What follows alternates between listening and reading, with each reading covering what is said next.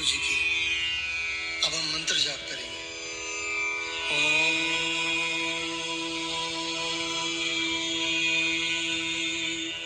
नमः शिवाय।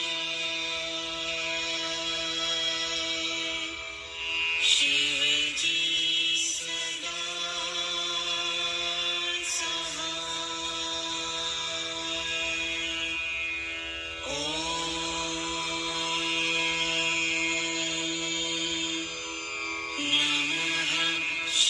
नमः शिवाय।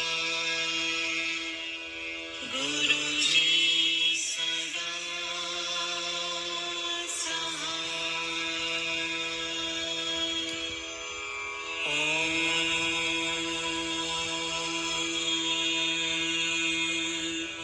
नमः शिवाय। शिव जी सदा सहाय।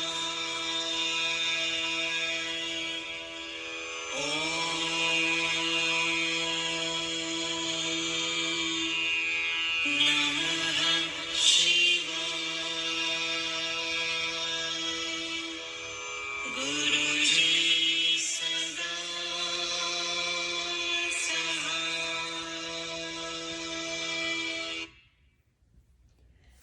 जय गुरु जी संगत जी।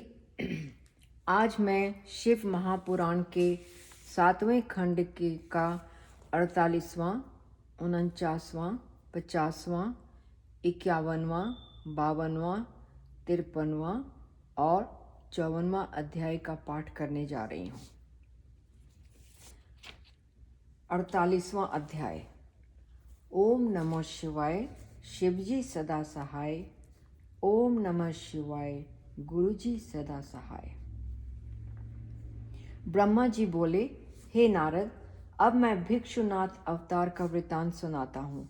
पूर्व काल में सत्यरथ नामक एक राजा शिव जी का परम भक्त हुआ। वह विदर्भ देश में राज्य करता था। एक दिन शाल्व नामक राजा ने सत्यरथ पर चढ़ाई करके उसके नगर को घेर लिया। उस समय दोनों राजाओं में घोर युद्ध हुआ, जिसमें सत्यरथ पराजित होकर मृत्यु को प्राप्त हुआ। उसकी रानी रात्रि के समय किसी प्रकार घर से बाहर निकल भागी। मार्ग में चलते चलते जब वह थक गई, तब एक तालाब के समीप वृक्ष के नीचे बैठ गई। उसी दिन शुभ लग्न में उसने एक पुत्र को जन्म दिया। कुछ दिन देर बाद जब उसे बड़ी जोर से प्यास लगी, तो वह उस तालाब के तट पर पानी पीने के लिए जा पहुंची। वहां उसने एक घूंट भी पानी नहीं पिया था कि तभी एक ग्राह ने उसे पकड़कर जल के भीतर खींच लिया। हे नारद, उस समय शिव जी को उस नवजात शिशु पर बड़ी दया आई। तभी उन्होंने ऐसी लीला की कि एक ब्राह्मण की स्त्री घूमती उस बालक के समीप आ पहुंची। उस स्त्री के साथ 1 वर्ष की आयु का एक और भी बालक था। जब उसने उस स्थान पर उस बालक को पड़ा हुआ देखा, तो अत्यंत आश्चर्य में भरकर अपने मन में यह विचार किया कि भला यह किसका बालक है। इस प्रकार विचार करने के उपरांत जब उसने इधर उधर बहुत दृष्टि दौड़ाई, पर कोई भी स्त्री पुरुष दिखाई नहीं दिया, तब उसने निश्चय किया कि मुझे इस बालक का अपने पुत्र के समान पालन करना चाहिए। परंतु जब तक इसके कुल का हाल ज्ञात न हो जाए, तब तक इसे हाथ लगाना उचित नहीं है। हे नारद, ब्राह्मणी को ऐसी चिंता में पड़े देखकर शिव जी एक भिक्षुक का रूप बनाकर वहां प्रकट हो गए और उस ब्राह्मणी से बोले, हे ब्राह्मणी, तुम अपने मन में किसी प्रकार का संदेह मत करो। इसका पालन करने से तुम्हें सब प्रकार का आनंद प्राप्त होगा। यह सुनकर उस स्त्री ने प्रसन्न होकर कहा, हे महानुभाव, मैं यह चाहती हूँ कि आप मुझे इसके जन्म तथा कर्म का वृतांत विस्तार पूर्वक सुना देने की कृपा करें। हे नारद, ब्राह्मणी के ऐसे वचन सुनकर शिव जी अत्यंत प्रसन्न हुए और इस प्रकार बोले, हे ब्राह्मणी, यह विदर्भ देश के राजा सत्यरथ का पुत्र है। इसके पिता को राजा शाल्व ने युद्ध में मार डाला। तब उसकी माता वन में भागकर चली आई। इस बालक को जन्म देने के उपरांत जब वह पानी पीने के लिए तालाब पर गई, तब एक ग्राह ने उसे पकड़कर पानी में खींच लिया और खा गया। अपने पूर्व जन्मों के कर्मों के कारण ही इसे ऐसा दुख भोगना पड़ा। अब तुम इसका प्रसन्नतापूर्वक पालन करो। शिव जी के मुख से ऐसे वचन सुनकर उस ब्राह्मणी ने अत्यंत आश्चर्य में भरकर कहा, हे प्रभु, आप मुझे इस बालक के पूर्व जन्म का वृत्तांत सुनाने की कृपा करें। मैं तथा मेरा यह बालक भी अत्यंत दरिद्र हैं। इसका कारण क्या है? कृपा करके यह भी बताइए। हे नारद, ब्राह्मणी की बात सुनकर शिव जी ने उत्तर दिया, हे ब्राह्मणी, तुम जन्म में इस पूर्व जन्म में इस बालक का पिता मांडव्य देश का राजा था, जो कि दक्षिण दिशा में बसा हुआ है। वह हमारा परम भक्त तथा सदैव प्रदोष व्रत धारण किया करता था। एक दिन वह राजा प्रदोष व्रत करते हुए किए हुए शिव जी का पूजन कर रहा था। उसी समय उसे नगर के बीच में बड़ा कोलाहल सुनाई दिया। राजा उस शब्द को सुनकर हमारा पूजन त्याग बीच में ही उठकर चल दिया। उधर से मंत्री उस शत्रु को पकड़कर अपने साथ ला रहा था, जिसने नगर में आकर उपद्रव मचा दिया था। राजा के समीप आकर मंत्री ने संपूर्ण वृतांत कहा तथा शत्रु को उसके सामने उपस्थित कर दिया। उस समय राजा ने अत्यंत क्रोध में भरकर उस मनुष्य का सिर अपने हाथ से काट डाला। तदुपरांत वह उसी अवस्था में लौटकर हमारा पूजन त्याग कर भोजन करने बैठ गए। उसके पुत्र ने भी धर्म का पालन नहीं किया, इसीलिए इस जन्म में वह राजा विदर्भ देश का राजा बनकर शाल्व के हाथों से मारा गया है। तुम्हारे सामने जो बालक पृथ्वी पर पड़ा हुआ है, यह उसी का पुत्र है। इसकी माता का, जिसे कि ग्राह ने खा लिया है, वृतांत यह है कि पूर्व जन्म में वह सत्यरथ की रानी थी। वहां उसने अपनी सौत को धोखा देकर मार डाला था। तुम्हारे पुत्र का यह वृत्तांत है कि यह अपने पिछले जन्म में ब्राह्मण था। वहां इसने अपना संपूर्ण जीवन दान लेते ही बिताया, परंतु किसी को अपनी ओर से कुछ नहीं दिया। इस कारण यह इस जन्म में भी दरिद्र हुआ है। अब शिव जी के पूजन से कल्याण होगा। हे नारद, इतना कहकर शिव जी ने उसी ब्राह्मणी को अपने मुख्य स्वरूप से दर्शन दिया, जिससे वह अत्यंत प्रसन्न होकर स्तुति करने लगी। तदुपरांत जब शिव जी अंतर्धान हो गए, तब वह बालक को उठाकर तथा अपने बालक को साथ लेकर चक्र नामक एक गांव में आई और वहीं रहकर उन दोनों बालकों का पालन पोषण करने लगी। जब वे दोनों बालक कुछ बड़े हुए तो शांडिल्य मुनि से शिक्षा प्राप्त कर शिव जी की भक्ति करने लगे। एक दिन जब वे दोनों महानदी में स्नान करके शिव जी का बाना धारण किए हुए अपने घर को लौट रहे थे, उसी समय शिव जी ने उन दोनों को अपना भक्त जानकर कृपा पूर्वक यह लीला की कि उन्हें मार्ग में धन से भरा हुआ एक घड़ा प्राप्त हुआ। उस घड़े को उठाकर वे दोनों अपनी माता के पास ले आए और उसे सब हाल कह सुनाया।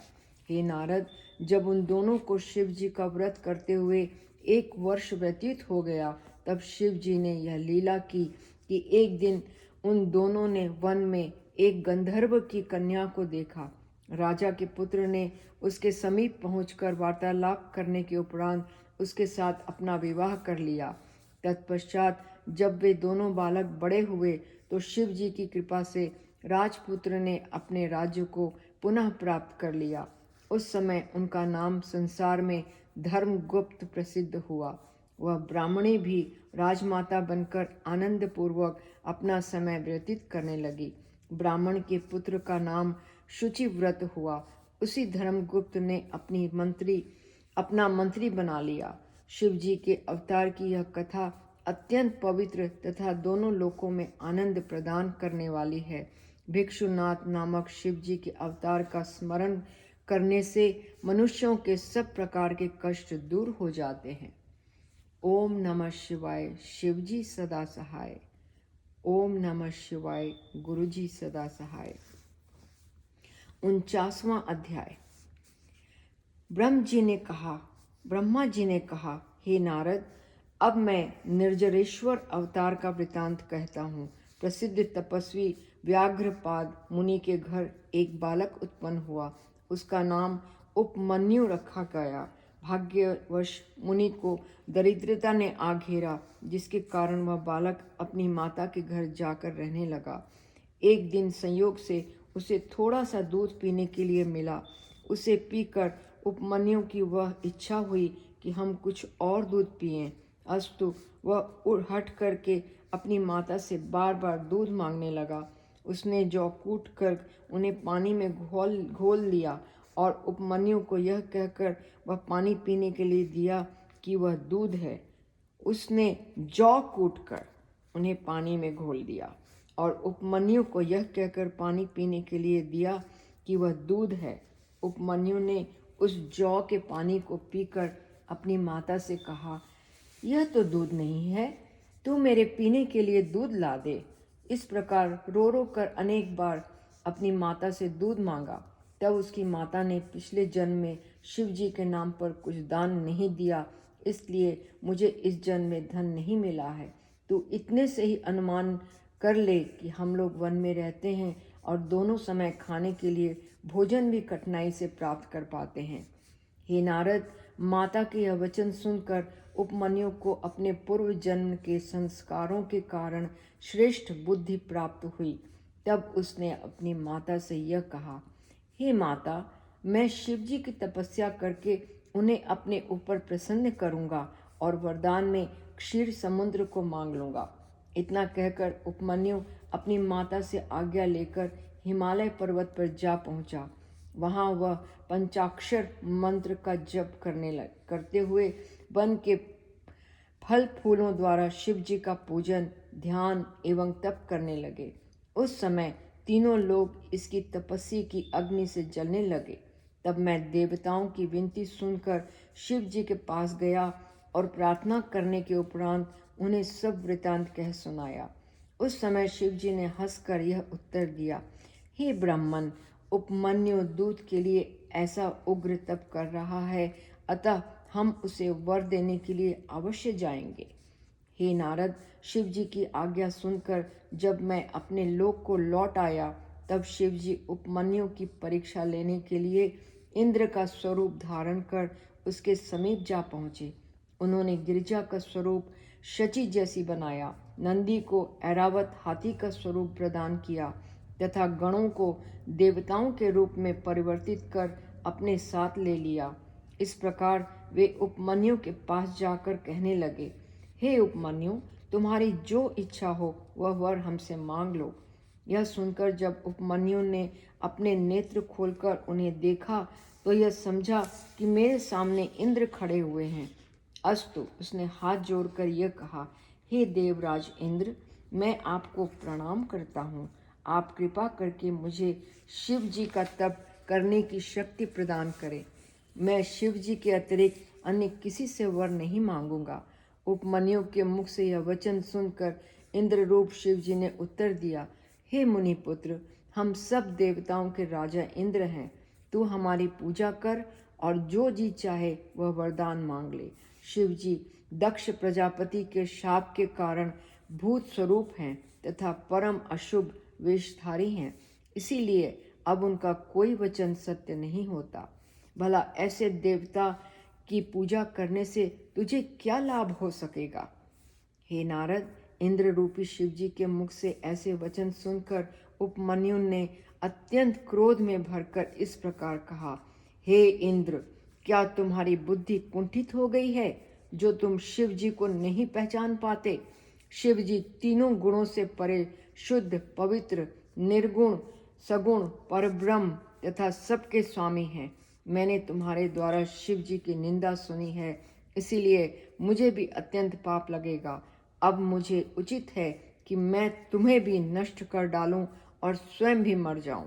इतना कहकर उपमन्यु ने भस्म लेकर मंत्र पढ़ा और स्वयं सब प्रकार से पवित्र हो उस भस्म को इंद्र रूपी शिव जी पर छोड़ दिया।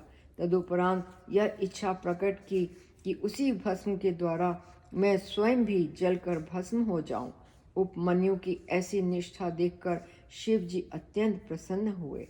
उसी समय शिव जी के संकेत को समझकर नंदी ने उस भस्मास्त्र को अपने हाथ में पकड़ लिया, जिससे प्रकट होने वाली प्रज्वलित अग्नि शांत हो गई। हे नारद, इस चरित्र को करने के उपरांत शिव जी अपने मुख्य रूप से उपमन्यु के सम्मुख प्रकट हो गए। उस समय सब देवता भी उस स्थान पर जा पहुंचे तथा शिव जी की स्तुति करने लगे। उपमन्यु ने जब शिव जी को सम्मुख खड़ा देखा तो चरणों पर गिर उन्हें प्रणाम किया तथा बहुत प्रकार से स्तुति करते हुए अपने अपराध की क्षमा मांगी।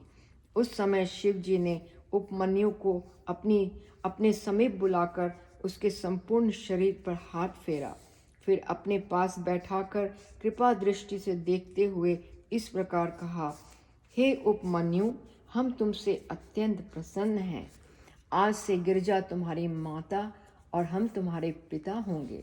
तुम सदैव युवा बने रहोगे तथा किसी प्रकार का पाप तुम्हें कभी नहीं लगेगा। तुम्हारे ऊपर मृत्यु का कोई वश नहीं चलेगा। तुम्हें दूध, दही, घृत तथा शहद के अनेक समुद्र प्राप्त होंगे।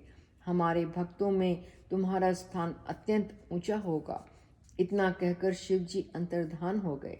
तब उपमन्यु भी अपने आश्रम को लौट आए। हे नारद, इस चरित्र को जो कोई पढ़ता तथा सुनाता है वह भी सदैव आनंदित रहता है। ओम नमः शिवाय। शिवजी सदा सहाय। ओम नमः शिवाय। गुरुजी सदा सहाय। 50वां अध्याय।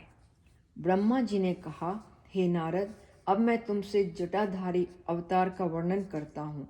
जब गिरिजा माता पिता से आज्ञा लेकर भगवान सदाशिव को पति रूप में प्राप्त करने की अभिलाषा से तपस्या करने के लिए वन में पहुंची, उस समय शिव जी ने सप्त ऋषियों को गिरिजा की परीक्षा लेने के निमित्त उनके समीप भेजा, परंतु गिरिजा उनके धोखे में किसी प्रकार नहीं आई तथा दृढ़ता पूर्वक तपस्या में संलग्न बनी रही। उस समय शिवजी स्वयं गिरिजा को देखने की इच्छा से जटाधारी ब्राह्मण का स्वरूप बनाकर उनके पास पहुँचे। वहाँ बहुत वार्तालाप एवं विवाद के उपरांत भी जब वे गिरिजा को अपने दृढ़ निश्चय से नहीं डिगा सके तो उन्होंने प्रसन्न होकर गिरिजा को अपने मुख्य स्वरूप का दर्शन कराया तथा कहा, हे गिरिजे, तुम मुझे अत्यंत प्रिय हो। मैंने तुम्हारी परीक्षा लेने के निमित्त ही यह सब चरित्र किया था। तुम मेरे साथ कैलाश पर्वत चलो और मुझे प्रसन्नता प्रदान करो।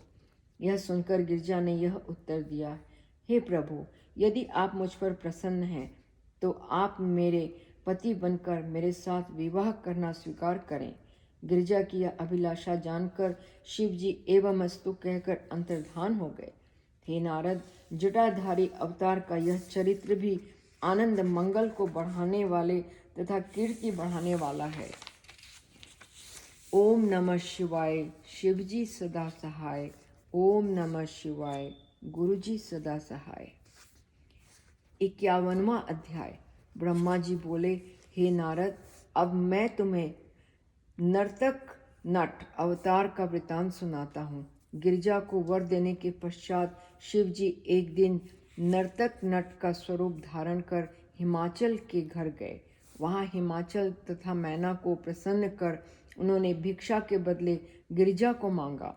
पहले तो हिमाचल ने उनके ऊपर क्रोध किया, परंतु जब उन्हें यह ज्ञात हुआ कि यह शिव जी हैं तो उन्होंने गिरिजा का विवाह उनके साथ करना स्वीकार कर लिया।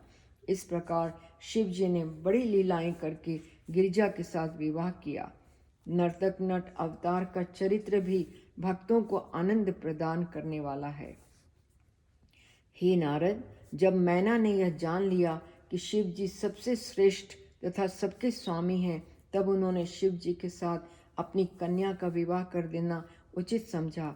उस समय देवताओं ने परस्पर यह सम्मति की कि मैना तथा हिमाचल की श्रेष्ठ बुद्धि को किसी प्रकार नष्ट कर देना चाहिए। इस प्रकार का निश्चय करके सब देवता पहले तो मेरे पास आए, तदुपरांत मेरी आज्ञा से शिव जी के पास जाकर यह कहने लगे, हे प्रभु, यदि हिमाचल आपको सदा शिव समझकर गिरिजा का विवाह करेगा तो वह इसी शरीर से आपके लोक को प्राप्त हो जाएगा। उस समय रत्न आदि अद्भुत वस्तुएं कहाँ से प्राप्त होंगी? ऐसी स्थिति में आप कोई ऐसा उपाय कीजिए जिससे उसका यह दिव्य ज्ञान नष्ट हो जाए। देवताओं की यह प्रार्थना सुनकर शिव जी वैष्णव ब्राह्मण का स्वरूप धारण कर हिमाचल के पास गए और उनसे इस प्रकार कहने लगे, हे राजन, तुम राजा होकर शिव जैसे अवधूत के साथ अपनी पुत्री का विवाह करने के लिए क्यों आतुर हो रहे हो? तुम्हें ऐसा करना कदापि उचित नहीं है। शिव जी अशुभ वेशधारी तथा अमंगलों के घर हैं। तब उन्होंने उनकी बात मानकर शिव जी के साथ अपनी पुत्री का विवाह न करना ही उचित समझा। इस चरित्र को करने के उपरांत शिव जी कैलाश पर्वत पर लौट आए। फिर वहां से उन्होंने सप्त ऋषियों को हिमाचल के पास समझाने बुझाने के लिए भेजा। तब सप्त ऋषियों ने आकर हिमाचल तथा मैना को बहुत समझाया बुझाया और गिरिजा का विवाह शिव जी के साथ करा दिया। द्विजावतार की यह कथा सुनने तथा सुनाने से दोनों लोकों में आनंद प्रदान करने वाली है। ओम नमः शिवाय। शिवजी सदा सहाय। ओम नमः शिवाय। गुरुजी सदा सहाय। 52वां अध्याय। ब्रह्मा जी बोले, हे नारद, अब तुम अश्वत्थामा अवतार की कथा सुनो। ब्राह्मणों में परम श्रेष्ठ द्रोणाचार्य को कौरवों ने अपना गुरु मानकर उनसे धनुर्विद्या प्राप्त की थी। उन्हीं द्रोणाचार्य ने कठिन तपस्या द्वारा शिव जी को प्रसन्न किया। तब शिव जी ने द्रोणाचार्य के समीप पहुंचकर यह कहा, हे द्रोणाचार्य, हम तुम्हारे तप से अत्यंत प्रसन्न हुए हैं। अस्तु, तुम जो चाहो वर वरदान हमसे मांग लो। यह सुनकर द्रोणाचार्य ने शिव जी की स्तुति करते हुए कहा, हे प्रभु, यदि आप मुझ पर प्रसन्न हैं तो यह वरदान दीजिए कि मुझे आपके अंश से एक पुत्र की प्राप्ति हो। वह बालक मुझ सहित कौरवों को आनंद प्रदान करने वाला, अत्यंत बलवान तथा मृत्यु को जीतने वाला हो। द्रोणाचार्य की प्रार्थना सुनकर शिव जी उन्हें इच्छित वरदान देकर अंतर्धान हो गए। तब उन्होंने अत्यंत प्रसन्न हो अपनी स्त्री के समीप जाकर सब समाचार कह सुनाया। कुछ समय पश्चात शिव जी की कृपा और उन्हीं के अंश द्वारा द्रोणाचार्य की पत्नी के गर्भ से एक बालक ने जन्म लिया। उसका नाम अश्वत्थामा रखा गया। हे नारद, अश्वत्थामा ने द्रोणाचार्य की आज्ञा पाकर कौरवों का पक्ष लिया था। विष्णु जी की प्रेरणा से अर्जुन ने शिव जी का तप किया और शिव जी द्वारा पाशुपत अस्त्र प्राप्त किया। इतने पर भी अश्वत्थामा ने अपना तेज ऐसा प्रदर्शित किया कि कोई भी उसका कुछ न बिगाड़ सका। जब उसने पांडवों के पुत्रों का वध कर डाला, उस समय अर्जुन ने जब रथ पर चढ़कर अश्वत्थामा का पीछा किया था, तब अश्वत्थामा अपने मन में कुछ भी भयभीत न होकर युद्ध करने के लिए सामने खड़ा हो गया। उसने अर्जुन के ऊपर अपने ब्रह्मास्त्र का प्रयोग कर दिया। उस समय अर्जुन ने अत्यंत दुखी होकर श्री कृष्ण जी से कहा, हे श्री कृष्ण जी, अश्वत्थामा द्वारा छोड़े गए ब्रह्मास्त्र की ज्वाला हम सबको भस्म करती हुई सामने चली आ रही है। आप इससे हमारी रक्षा करने का उपाय करें। हे नारद, अर्जुन की प्रार्थना सुनकर श्री कृष्ण जी अर्जुन से इस प्रकार बोले, हे अर्जुन, तुम इस अस्त्र का प्रभाव समाप्त करने के लिए शिव जी द्वारा दिए गए पाशुपत अस्त्र का प्रयोग करो। उसके बिना इस अस्त्र की ज्वाला किसी प्रकार शांत नहीं होगी। यह सुनकर अर्जुन ने पाशुपत अस्त्र का प्रयोग करके ब्रह्मास्त्र को निष्फल कर दिया। इस दृश्य को देखकर अश्वत्थामा ने यह विचार करके कि संसार में पांडवों का वंश ही न रहे, अर्जुन के पुत्र अभिमन्यु की पत्नी उत्तरा के गर्भ में जो बालक स्थित था, उसका वध करने के निमित्त पुनः अपने ब्रह्मास्त्र का प्रयोग किया। उस समय उत्तरा अत्यंत व्याकुल होकर श्री कृष्ण जी की शरण में गई। श्री कृष्ण जी ने अपने चक्र द्वारा उत्तरा के गर्भ की रक्षा की। हे नारद, अश्वत्थामा अवतार का यह चरित्र अत्यंत पवित्र है और संपूर्ण संसार को आनंद प्राप्त करने वाला है। अश्वत्थामा अजर अमर हैं। वे इस समय भी गंगा के तट पर वास करते हैं तथा सबकी दृष्टि से छिपे रहते हैं। उनकी कथा सुनने तथा सुनाने से अत्यंत पुण्य होता है तथा संपूर्ण मनोकामनाओं की प्राप्ति होती है। ओम नमः शिवाय। शिवजी सदा सहाय। ओम नमः शिवाय। गुरुजी सदा सहाय। 53वां अध्याय। ब्रह्मा जी बोले, हे नारद, अब तुम किरातेश्वर अवतार का वृतांत सुनो। पूर्व काल में चंद्रवंश में ययाति नामक एक राजा हुए। उनके 5 पुत्र उत्पन्न हुए। उनमें पुरु नामक सबसे छोटा पुत्र शर्मिष्ठा नामक नारी के गर्भ से उत्पन्न हुआ था। पुरु ने राज्य पाकर धर्मपूर्वक अपनी प्रजा का पालन किया। उसी के कुल में शांतनु नामक राजा उत्पन्न हुआ। उस राजा की गंगा तथा सरस्वती नामक 2 स्त्रियां थीं।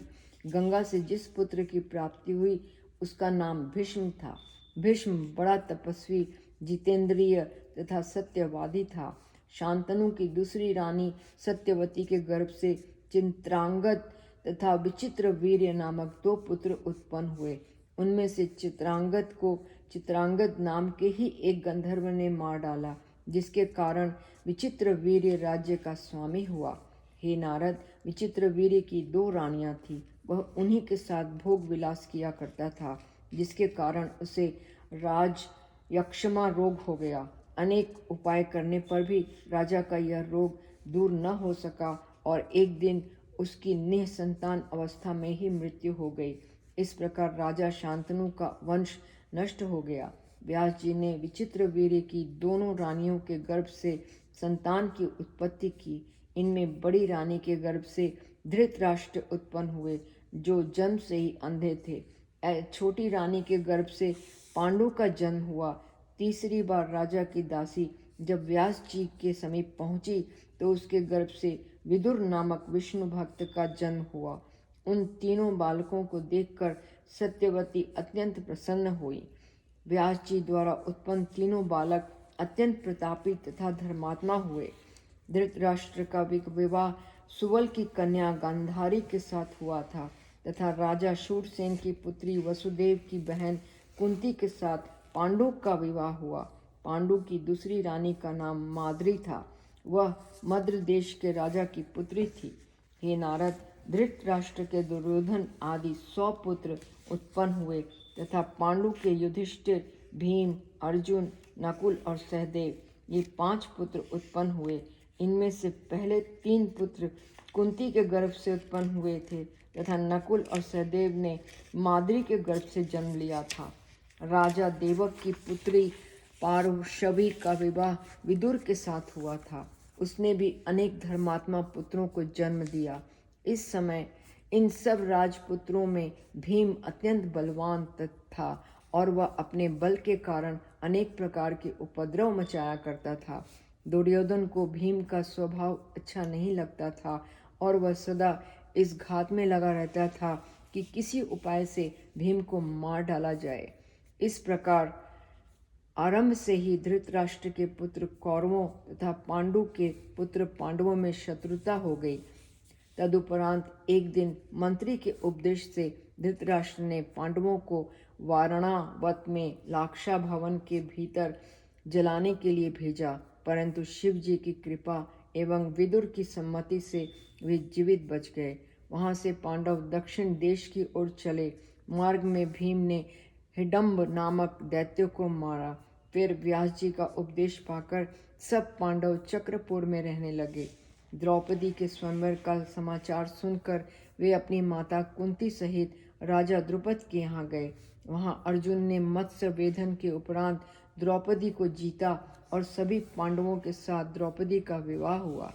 हे नारद, पांडवों की वीरता का समाचार सुनकर राजा धृतराष्ट्र ने उन्हें अपने पास बुला लिया और आधा राज्य देकर खांड व प्रस्थ में रहने की आज्ञा प्रदान की। तदुपरांत अर्जुन तीर्थाटन करते हुए द्वारका में पहुँचे।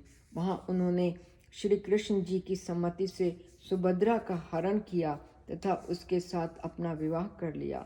इसी सुभद्रा के गर्भ से अभिमन्यु का जन्म हुआ था। हे नारद, अब मैं दूसरे प्रकार से अर्जुन के बल का वर्णन करता हूँ। पूर्व समय में श्वेतकी नामक एक राजा शिव जी का परम भक्त था। शिव जी ने उसकी सेवा से प्रसन्न होकर दुर्वासा ऋषि को यह आज्ञा दी कि तुम जाकर राजा श्वेतकी का यज्ञ करा दो। शिव जी की आज्ञा अनुसार दुर्वासा ने उस राजा का यज्ञ कराया। यह यज्ञ ऐसा था कि 12 वर्षों तक निरंतर घृत की धार यज्ञ की अग्नि में गिरती रही। उसके कारण अग्नि अत्यंत तृप्त हो अजीर्ण के कारण निस्तेज हो गई। उस समय अग्नि ने मेरे पास आकर यह प्रार्थना की कि मैं अत्यंत व्याकुल हूँ, अस्तु आप मेरे अजीर्ण को दूर करने का कोई उपाय कीजिए। तब मेरी आज्ञा से अर्जुन तथा कृष्ण ने अग्नि को अपनी शरण में लेकर उसे खांडव वन जलाने की आज्ञा दी। उस वन में मय नामक एक दानव रहता था। उस दानव को अर्जुन ने श्री कृष्ण की आज्ञा मानकर वन से भाग जाने दिया। उस उपकार के कारण मय दानव ने पांडवों के लिए एक ऐसी सभा का निर्माण किया जिसमें जल तथा थल का कोई भी भेद ज्ञात नहीं होता था। जब दुर्योधन उस सभा को देखने के लिए आया तो उसकी बुद्धि भ्रम में पड़ गई, जिसके कारण दुर्योधन अत्यंत लज्जित हो गया और उसके हृदय में पांडवों का पुराना द्वेष फिर उभर आया। हे नारद, उस शत्रुता के कारण दुर्योधन ने जुआ खेलकर पांडवों के संपूर्ण राज्य तथा धन को जीत लिया, यहाँ तक कि उनकी पत्नी द्रौपदी तक को जुए में जीत लिया। तदुपरांत दुर्योधन ने पांडवों को राज्याच्युत करके 12 वर्ष के लिए अपने राज्य से बाहर निकाल दिया। उस स्थिति में सूर्य ने द्रौपदी को एक ऐसा बर्तन दिया जिसके द्वारा प्राप्त होने वाले भोजन से पांडव अपना कालक्षेप करते रहे। ओम नमः शिवाय, शिवजी सदा सहाय। ओम नमः शिवाय, गुरुजी सदा सहाय। 54वां अध्याय। ब्रह्मा जी बोले, हे नारद, द्वैत वन में जाकर पांडवों ने अनेक प्रकार की विपत्तियां उठाईं। उनके पास भोजन के निमित्त सूर्य का दिया हुआ वही पात्र था। उस पात्र में यह गुण था कि जब तक द्रौपदी भोजन नहीं कर लेती थी तब तक उसके भीतर की भोजन सामग्री समाप्त नहीं होती थी। दुर्योधन को किसी प्रकार इस बात का पता चल गया। तब उसने यह चाहा कि पांडवों को किसी मुनि द्वारा शाप दिला देना चाहिए। अस्तु, वह दुर्वासा के पास पहुंचकर उनकी बड़ी सेवा की और वरदान मांगने की आज्ञा प्राप्त की। दुर्योधन ने उनसे यह कहा, हे प्रभु, मैं पांडवों का नाश चाहता हूँ। यह सुनकर दुर्वासा ऋषि ने दुर्योधन को बहुत धिक्कार देते हुए इस प्रकार कहा, हे दुर्योधन, ऐसा कभी नहीं हो सकता। फिर भी तुमने हमारी सेवा की है, इसलिए हम तुम्हारी प्रसन्नता के निमित्त कुछ उपाय करेंगे। हे नारद, दुर्योधन ने इस प्रकार कहकर दुर्वासा ऋषि अपने साथ उस सहस्र शिष्यों को लिए हुए पांडवों के पास उस समय पहुँचे जिस समय द्रौपदी भोजन कर चुकी थी। पांडवों ने मुनि की यथाविधि पूजा की। उस समय दुर्वासा ने उनसे कहा, हे पांडवों, हम तुमसे भोजन प्राप्त करना चाहते हैं। मुनि के यह वचन सुनकर यद्यपि पांडव अपने मन में बड़े हताश हुए, फिर भी उन्होंने स्वीकार कर लिया। तब मुनि अपने शिष्यों सहित स्नान करने के लिए नदी तट पर चले गए। इधर पांडवों ने सोचा कि मुनि के लौटने तक भोजन तैयार हो सकना कठिन है। इससे अच्छा है कि हम सब लोग मुनि के आने से पूर्व ही मर जाएं, अन्यथा मुनि हमें शाप देकर नष्ट कर डालेंगे। जिस समय पांडव इस प्रकार विचार कर रहे थे, उसी समय यह आकाशवाणी हुई कि हे पांडवों, तुम किसी प्रकार की चिंता न करके श्री कृष्ण जी का स्मरण करो, तुम्हारा संकट दूर हो जाएगा। हे नारद, इस आकाशवाणी को सुनकर द्रौपदी सहित सभी पांडवों ने श्री कृष्ण चंद्र जी का स्मरण किया। तब श्री कृष्ण जी शीघ्र ही उनके पास आ पहुँचे। उन्होंने सूर्य के दिए हुए पात्र को द्रौपदी से मांगा और उस पात्र में साग की एक पत्ती चिपकी हुई देखकर उसे खा लिया। श्री कृष्ण जी द्वारा उस पत्ती के खाते ही उधर दुर्वासा ऋषि अपने शिष्यों सहित ही तृप्त हो गए। तदुपरांत वे पांडवों के पास न आकर नदी तट से ही अपने आश्रम को चले गए। इस समाचार को सुनकर पांडवों को अत्यंत प्रसन्नता हुई और वे सब श्री कृष्ण जी की स्तुति करने लगे।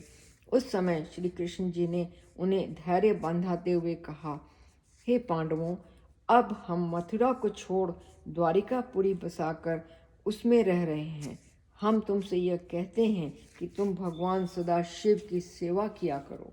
शिव जी की सेवा किए बिना संकट दूर नहीं होगा।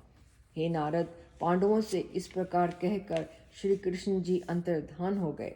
तदुपरांत पांडवों ने एक भील को दुर्योधन के आचरणों की देखरेख के लिए इंद्रप्रस्थ भेजा। उस भील के वहां का सब हाल पांडवों को आ सुनाया। तब दुर्योधन के प्रताप तथा वैभव का समाचार पाकर पांडवों को अत्यंत दुख हुआ। उसी समय पांडवों के सम्मुख श्री व्यास जी आ पहुंचे। वे अपने मुख से शिव नाम का उच्चारण कर रहे थे। शिव व्यास जी को देखकर पांडवों ने उनका अत्यंत सम्मान किया और पूजन आदि करके उन्हें श्रेष्ठ आसन पर बैठाया। फिर इस प्रकार कहा, हे प्रभु, वन में आकर हम लोगों ने बहुत दुख उठाया है। आज आपकी बड़ी कृपा हुई जो यहाँ पधार कर हमें दर्शन दिए। हे नाथ, आप हमारा उद्धार करें तथा ऐसा उपदेश दें जिससे हम अपने राज्य को पुनः प्राप्त कर लें। हे नारद, पांडवों की प्रार्थना सुनकर व्यास जी ने कहा, हे पांडवों, तुम परम धन्य हो। तुम्हारे ऊपर शिव जी अत्यंत प्रसन्न होंगे और वे तुम्हारे सभी कष्टों को दूर कर देंगे। भगवान सदाशिव सबके स्वामी हैं तथा देवता मुनि उनकी सेवा किए रहते हैं। अस्तु, हम तुम्हें यह उपदेश देते हैं कि तुम विश्वास एवं प्रेम पूर्वक भगवान सदाशिव की पूजा करो। हे नारद, व्यास जी के वचन सुनकर पांडवों ने पूछा, हे प्रभु, हम सब लोग मिलकर शिव जी का पूजन करें अथवा हम में से कोई एक व्यक्ति करे। उस समय व्यास जी ने शिव जी का ध्यान धरकर यह उत्तर दिया, तुम में से केवल अर्जुन को ही पूजा करनी चाहिए। केवल उसी की सेवा से शिव जी तुम सबके ऊपर प्रसन्न होंगे। इतना कहकर व्यास जी ने शिव पूजन की संपूर्ण विधि अर्जुन को बतला दी तथा यह कहा, क्षत्रिय को सर्वप्रथम इंद्र की सेवा करनी चाहिए। तदुपरांत शिव जी के मंत्र का जप करो। तब तुम गंगा तट पर इंद्रलोक नामक स्थान में पहुंचकर शिव जी का ध्यान करो। यह कहकर व्यास जी ने अर्जुन को इंद्र का मंत्र दिया तथा शिव पूजन की विधि एवं दृष्टिबंध होने की विद्या प्रदान की। इतना करके व्यास जी अंतर्धान हो गए। ओम नमः शिवाय। शिवजी सदा सहाय। ओम नमः शिवाय। गुरुजी सदा सहाय। जय गुरुजी संगत जी। आज की रीडिंग के करते समय पूरे टाइम में यही सोचती रही कि महाभारत के इतना डिटेल का वर्णन तो यहीं से ही पता चलता है। यही एक सोर्स है कि गुरुजी ने हमें प्रेरित किया शिव महापुराण पढ़ने के लिए।